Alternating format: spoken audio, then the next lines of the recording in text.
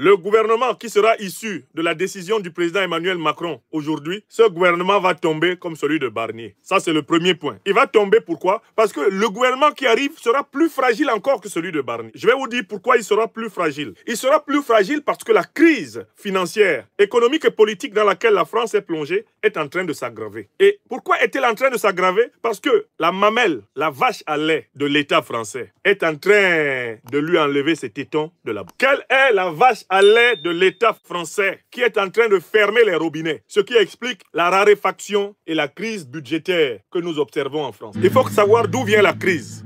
On oublie seulement une chose. Oui. C'est qu'une grande partie de l'argent qui est dans notre porte-monnaie vient précisément de l'exploitation depuis des siècles de l'Afrique. Pas uniquement, mais beaucoup viennent de l'exploitation de l'Afrique.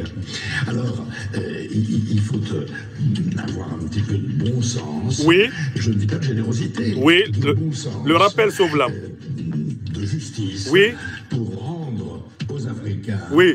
Je dirais ce qu'on leur a pris, d'autant que c'est nécessaire si on veut éviter les pires convulsions ou difficultés avec les conséquences politiques que ça comporte dans le prochain avenir. Merci, M. Chirac. Donc, à partir du raisonnement de M. Chirac, on peut faire le raisonnement suivant. Puisque l'Afrique est la source de l'essentiel des bénéfices de la puissance française. Or, l'Afrique aujourd'hui est en révolte. L'Afrique est en train de fermer toutes les vannes d'approvisionnement gratuit de l'économie française qui datent de la période négrière, de la période coloniale et qui ont traversé la période néocoloniale. Il s'ensuit que la crise économique et financière française va s'aggraver. Les fameuses convulsions dont parlait le président Jacques Chirac, ce sont elles qui sont en... Et je vais vous donner des exemples. Premièrement, l'approvisionnement de la France en minéraux, en matières premières africaines, est en train d'être rétréci comme peau de chagrin, ce qui va entraîner une crise industrielle. À partir du moment où vous n'avez plus accès à l'uranium, accès à l'or, accès au pétrole, accès au gaz, accès au cobalt, accès à l'aluminium, accès au manganèse, accès au lithium, à partir du moment où vous ne pouvez plus prendre le cuivre, le fer en Afrique, à partir du moment où vous ne pouvez plus prendre du bois en Afrique, vous n'avez pas de quoi faire fonctionner l'outil industriel français. Et dans la mesure où cela s'aggrave, les entreprises multinationales sont obligées de licencier leur personnel. Et dans la mesure où il y a des licenciements massifs qui arrivent en 2025, la rue française sera prise par un peuple en colère. Une immense révolte socio-économique va balayer le régime Macron. Écrivez ça. Ça s'appelle une déduction logique. À partir du constat d'un connaisseur de la France, l'ancien président doublement élu de la République française, Jacques Chirac. Un exemple encore plus concret. Hier, les médias français nous ont informé du fait que les autorités nigériennes ont décidé de nationaliser l'outil industriel de l'entreprise multinationale française Orano sur le sol nigérien. Ce qui veut dire qu'à partir d'hier,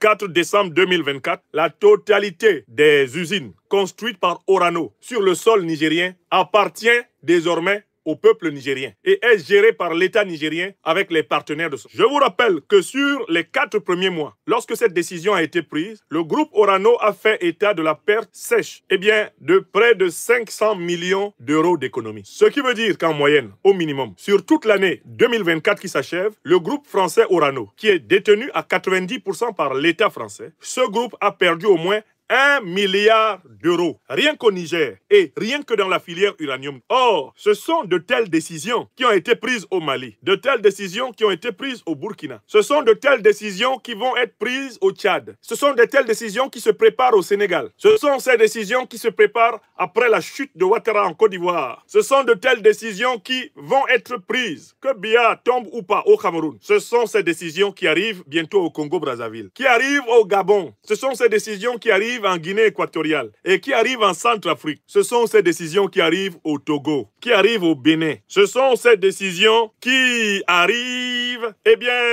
dans toute l'Afrique anglophone. Ce sont ces décisions qui arrivent un peu partout. Les multinationales françaises vont connaître en 2025 d'immenses pertes en raison de décisions politiques orientées par la dynamique de souveraineté qui traverse tout le continent africain. Ces immenses pertes vont se traduire par l'élargissement du trou coût budgétaire, du déficit budgétaire français. Le déficit budgétaire français va se traduire par la remontée du taux de chômage. La remontée du taux de chômage en France va se traduire par le renforcement des mobilisations populaires contre le régime du président Emmanuel Macron. Le renforcement du mouvement populaire contre le régime Emmanuel Macron va entraîner sa chute. Écrivez ça. On s'achemine en 2025 vers une année de crise énergétique. La baisse des approvisionnements en uranium, approvisionnement en gaz, approvisionnement en pétrole africain va se traduire par une crise du prix de l'énergie, une crise du prix du carburant, une crise du prix de l'énergie qui va rejaillir sur le prix des denrées de première nécessité, c'est-à-dire les prix dans les marchés. Ces prix dans les marchés qui vont aller dans une inflation montante, alors que les salaires, eux, ne sont pas